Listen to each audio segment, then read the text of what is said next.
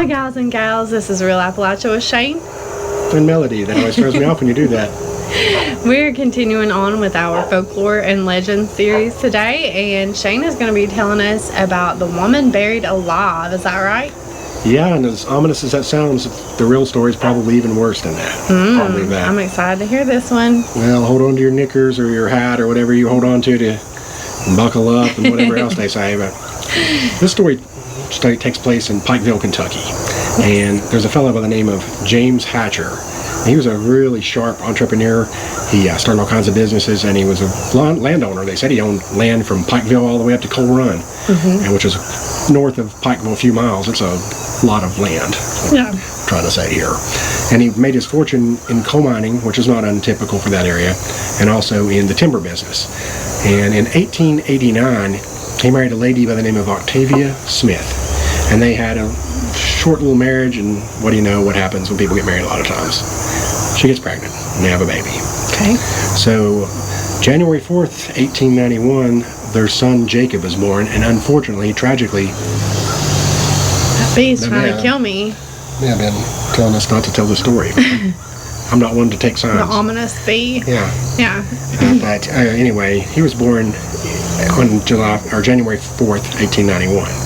And he died just a few hours after he was born. Yeah, it was a horrific tragedy. Yeah. And as you can imagine, this sent Octavia into a crippling downward spiral of depression.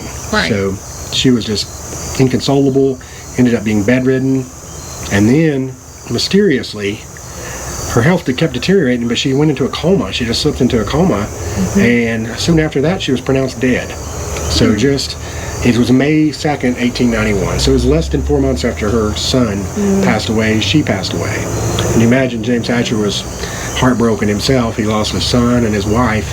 Yeah. And unfortunately, it was a strange thing because it was very hot and humid, even though it was just May. Usually that can be milder, but it happened to be very hot and humid. And this was before people did embalming. It wasn't a process that would take place. So they quickly had her funeral and buried her. And lo and behold, he's sitting there, battling grief, and he's lost his wife. And then, what do you know? Stories start coming around that other people experienced similar symptoms to what Octavia did.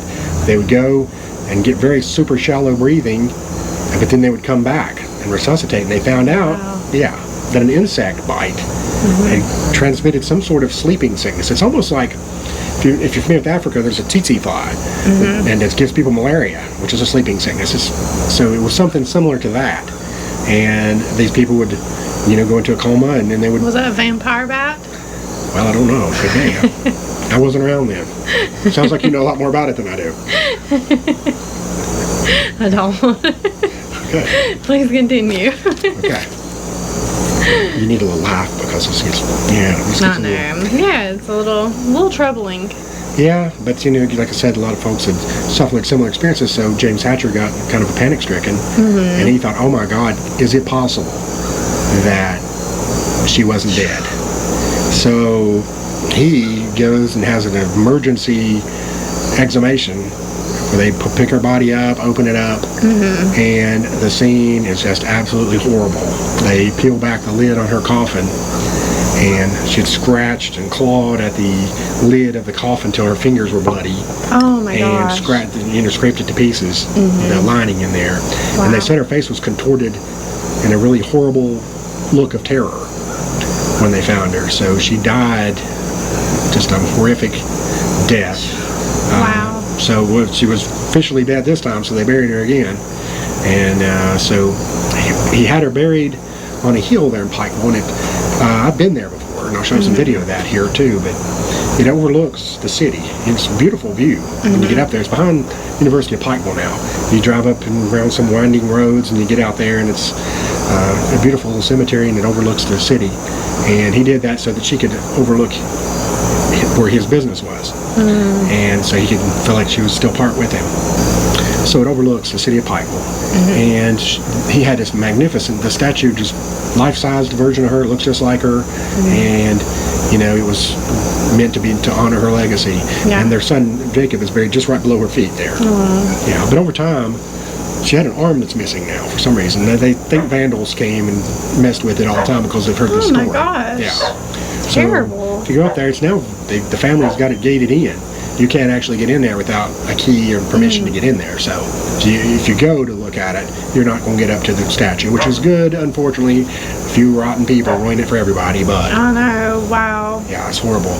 But it's said, the haunted part comes in. There's a few stories about that. You know, there's one that people have heard a crying woman in that area, and at night you can hear the woman crying out and saying these things. And then there's also a rumor that it used to be that on her anniversary of her death, her statue would turn around backwards, as if she was turning her back on Pikeville, saying that they'd turned their back on her because they'd let her die. Wow. And finally, there's been talk that you can hear, if you go at night, that you can, and you're in that grave area, you can hear some high-pitched screaming coming from the ground, and that wasn't it. But that's weird, isn't it? What was that? Yeah. You guys may have just witnessed some ghost phenomenon. It was weird, that one. Yeah. But, anyway. Octavia, let me finish my story. Then you can do whatever you want to do. If you get near that area in the ground, you can hear scratching and clawing and screaming coming from the dirt. That's so terrifying. Oh yeah, just absolutely horrible. And now Mr. Hatcher went on, he created the Hatcher Hotel there in Pikeville. It's where their expo center is now, if you know where that is, where they have their big events, but it used to be the hotel. And he had his own casket made, and it had an escape hatch on it. And they feel like he had, of course, after what happened to his wife, because fear. he would be terrified. Yeah, so he was trying to figure out if something like that were to happen to me. Yeah. I got to figure a way to get out of this. I think that's a lot of people's worst fear anyways, right? I mean, being buried alive. I mean, I can't stand the thought of smothering, period. No, me neither. Oh, bless her heart. Terrible, yeah. It's just a horrible way to die. And to think that Mr. Hatcher gave up, you know, his wife and son within just a matter of months, and then the horrible way she died, and to her to give up her child, it was just a terrible, tragic story. Yeah. And he went on to live a very, again, successful and prominent life. So he displayed that casket? Yeah, he displayed it in the hotel's lot, which I think's weird. I know, it is weird. Why would you, how does that a conversation piece? But you gotta think, I mean, all the trauma that he had went through, like, how does that affect your mindset, you know? So I don't know about that, but... And maybe that's why he became even more successful in business. He had to focus on something because he never married again. He never had any more children. And there's so many things, you know, going back to that being a fear of a lot of people, you know, there were the coffins that we saw in the Museum of Appalachia in Tennessee that were the glass-faced coffins. Yeah. And I'd actually read that was so that they could see someone breathing if maybe they had missed that, and put them in the coffin while they were actually still alive.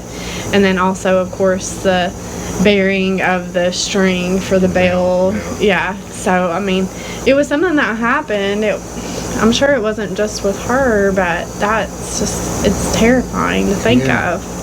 Yeah, you do wonder how often that could have happened. Right. And just a horrific way to die in there. I mean, I would die of fright, probably. Yeah, oh, me too, I'm sure. And of course, people thought, you know, when she did die, it was a mysterious unknown cause. Nobody knew what happened to her. They thought maybe she grieved herself to death. Yeah. And that was fairly common back, well, not fairly common, but it happened.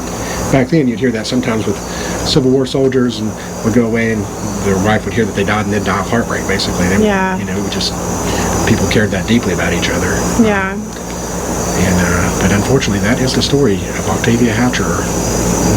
I would really like to go check it out. You've been to a lot of cool places that I haven't got to go to yet. So next time we're through Pikeville, just remind me and we'll drive up the hill. It's a little weird way to get up there. It's a little tricky to find, but now that I've been there, I can get there. But you drive through the campus and you feel like, oh, I'm not going anywhere, and then it ends up in a little bit of residential area. Yeah. It's kind of a neat thing to see just in person. Just, I don't know.